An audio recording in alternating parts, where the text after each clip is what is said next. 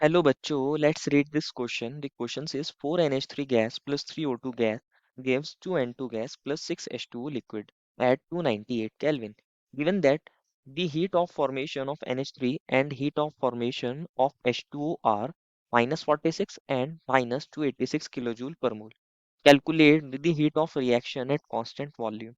बच्चों इस क्वेश्चन में हमें एक रिएक्शन दी गई है, बेसिकली एक रिएक्शन हो रही है 298 केल्विन पर और बताया गया है कि हीट ऑफ फॉर्मेशन अगर अमोनिया और वाटर की बात करें तो -46 एंड -286 किलोजूल पर मोल होती है। तो हमें बेसिकली बताना है इस रिएक्शन के लिए, जो रिएक्शन हमें गिवन है उसके लिए heat of reaction at constant volume क्या होगी, कांस्टेंट वॉल्यूम पर हीट ऑफ रिएक्शन क्या होगी। तो फर्स्ट ऑफ ऑल बात करते हैं बच्चों इस क्वेश्चन में की कंसेप्ट के बारे में। किसके बारे में बात करते हैं बच्चों, इस क्वेश्चन के की कंसेप्ट के बारे में। और की कंसेप्ट क्या होगा बच्चों, हमारे पास एंथैल्पी और इंटरनल एनर्जी में रिलेशन। बच्चों अगर बात करें तो delta H is equals to delta U plus delta NGRT के इक्वल होता है। ये हमारे पास एंथैल्पी और इंटरनल एनर्जी में रिलेशन होता है। समझते हैं क्या होता है। डेल्टा एच क्या होता है बच्चों, एंथैल्पी चेंज। एंथैल्पी चेंज बोलते हैं। एंथैल्पी चेंज किसको बोलते हैं, डेल्टा एच को बोलते हैं एंथैल्पी चेंज। डेल्टा यू क्या होता है, internal energy change. Internal energy में कितना चेंज आ रहा है, इंटरनल एनर्जी चेंज ऐसे बोल सकते हैं।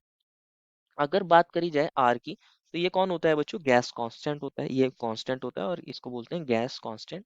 टी होता है टेम्परेचर, टेम्परेचर है, ठीक है। टेम्परेचर, हमारे पास टेम्परेचर होना चाहिए। और डेल्टा एनजी क्या होता है इसको समझ लेते हैं। डेल्टा एनजी ये क्या होता है, डिफरेंस।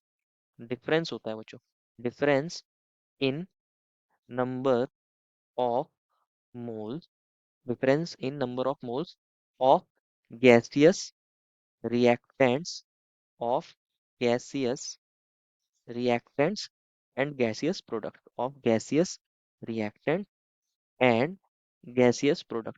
अगर जो गैसियस रिएक्टेंट्स हैं और जो गैसियस प्रोडक्ट्स हैं उनके बीच में कितना डिफरेंस है उनके नंबर ऑफ मोल्स में, वो होता है हमारे पास डेल्टा एन जी। क्या होता है delta N G, gaseous reactants and gaseous product के नंबर ऑफ मोल्स में डिफरेंस, इसी को बोलते हैं डेल्टा एन जी।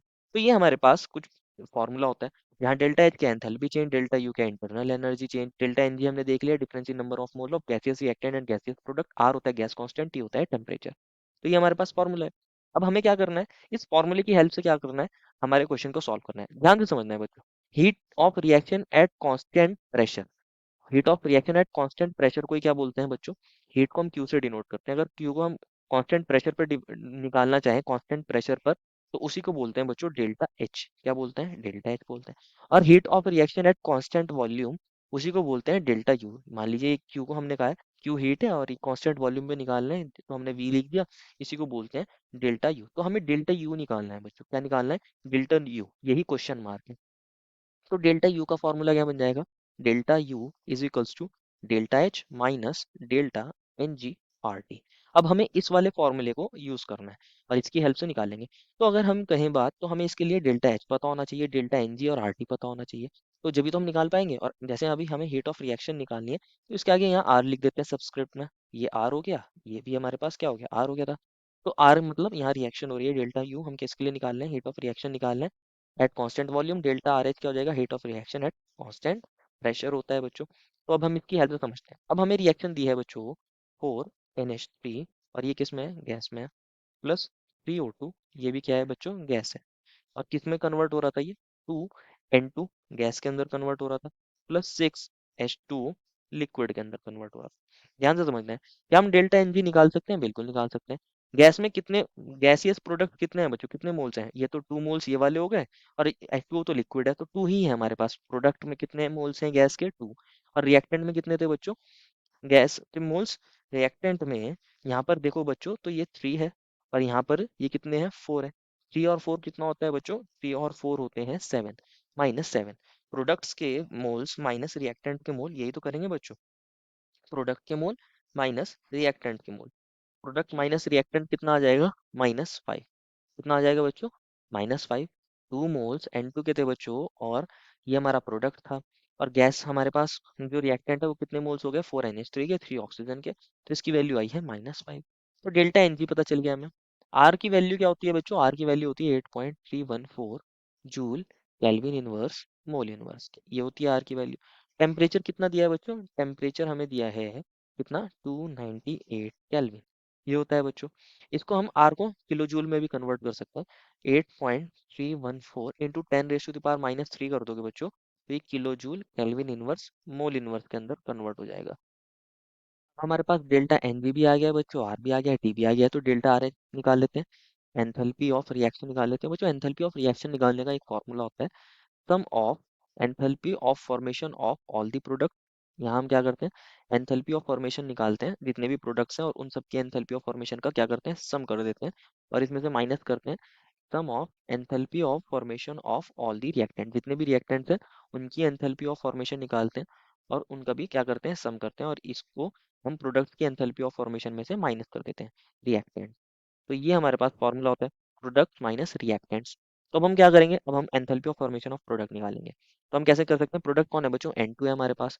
N2 के लिए 2, क्योंकि दो N2 बन रहे हैं, और एक N2 की एंथैल्पी ऑफ फॉर्मेशन को हम ऐसे लिख देते हैं, delta FH of N2। N2 के लिए लिख रहे हैं तो ऐसे हमने N2 लिख दिया है। हमने N2 के लिए निकालना है, ये हमने ब्रैकेट लगा दिया है क्योंकि हम यहाँ प्रोडक्ट्स के पहले ऐड लिखेंगे। और यहाँ 6 वाटर बन रहे हैं, और एक की किस तरह लिख सकते हैं, डेल्टा FH ऑफ H2, क्योंकि H2 भी क्या है बच्चों, फॉर्म हो रहा है, तो इसको भी हम ऐसे लिख सकते हैं। ये हमारे हो गए प्रोडक्ट्स के लिए, और इनको हमने ऐड कर दिया, माइनस का साइन माइनस की जगह। फिर हम enthalpy of formation of reactants लिखेंगे। रिएक्टेंट्स कौन है बच्चों, अमोनिया है। 4 है तो 4 into delta FH of NH3, enthalpy of formation of NH3 ऐसे लिख सकते हैं बच्चों। और प्लस, और यहाँ ऑक्सीजन कितने हैं बच्चों, 3 है, तो 3 into delta FH of O2 ऐसे लिख सकते हैं। ऐसे लिख सकते हैं बच्चों, ध्यान से समझना है इसके अंदर। क्या हमें एंथैल्पी ऑफ फॉर्मेशन N2 की गिवन है, नहीं। तो बच्चों enthalpy of formation of N2 भी कितनी होती है, 0 होती है, और O2 भी 0 होती है। ऐसा क्यों होता है, क्योंकि बच्चों हम एंथैल्पी ऑफ फॉर्मेशन निकालते हैं 1 मोल जब कंपाउंड फॉर्म होता है, उसमें एंथैल्पी चेंज कितना आया, जब वो अपने कॉन्स्टिट्यूएंट एलिमेंट से बने और वो ऑलरेडी स्टैंडर्ड स्टेट में। तो N2 तो ऑलरेडी कॉन्स्टिट्यूएंट एलिमेंट से बनाया और स्टैंडर्ड स्टेट में है, तो इसके लिए भी 0 और O2 के लिए भी 0। तो ये बन जाएगा 2 इंटू 0 प्लस 6 इंटू माइनस 286, क्योंकि H2O तो ऑक्सीजन और हाइड्रोजन से बना होगा, तो इसलिए 6 इंटू माइनस 286, और 4 इंटू डेल्टा एफ फॉर्मेशन कितनी हो जाएगी, NH3 की दी थी -46, और ये हो जाएगा O2 के लिए 0, क्योंकि एंथैल्पी ऑफ फॉर्मेशन O2 भी क्या हो जाएगी, 0 हो जाएगी। तो इसको अब हम मल्टीप्लाई कर देंगे, 3 इंटू 0, तो कितना बन जाएगा बच्चों ये, 6 इंटू -286 जब आप करोगे तो कितना आता है, इसकी वैल्यू -1716। और ये बच्चों किलो जूल पर मोल में चल रहा है, किलो जूल मोल इनवर्स में चल रहा है, माइनस की जगह माइनस। और 4 इंटू -46 करोगे तो क्या आ जाएगा, माइनस का 184, 184। और ये भी किस में होगा बच्चों, किलो जूल मोल इनवर्स में, ऐसे लिख सकते हैं हम। तो इन दोनों को अगर आप देखते हो बच्चों, इसको आप ऐसे लिख सकते हो, -1716 ऐसे लिखा था आपने, और माइनस माइनस क्या हो जाएगा, प्लस प्लस 184। इसको अगर आप सॉल्व करते हो तो आता है -1532 किलो जूल मोल इनवर्स। ये हमारे पास क्या आ गई है बच्चों, एंथैल्पी ऑफ रिएक्शन आ गई है। अब हम क्या कर सकते हैं, डेल्टा यू निकाल सकते हैं, that is heat of, heat change निकाल सकते हैं एट कांस्टेंट वॉल्यूम। यही तो हमारा heat change at constant volume था बच्चों, QV। इसको हम निकाल सकते हैं। तो इसका फॉर्मूला था delta RH minus delta NgRT, ऐसे लिख सकते हैं। डेल्टा RH की वैल्यू अभी हमने निकाली है -1532 किलो जूल मोल इनवर्स, ऐसे लिख सकते हैं। माइनस की जगह माइनस, डेल्टा Ng की वैल्यू कितनी आई थी बच्चों, -5 आई थी। R की वैल्यू कितनी होती है बच्चों, 8.314 इंटू 10 की power -3 kilo joule kelvin inverse mole inverse, ऐसे लिख सकते हैं बच्चों। और टेम्परेचर कितना है बच्चों, 298 केल्विन। यहाँ केल्विन से केल्विन इनवर्स कट हो जाएगा, तो अब हमारे पास कितना आएगा, -1532, ऐसे लिख सकते हैं। और यहाँ माइनस माइनस क्या हो जाएगा, प्लस।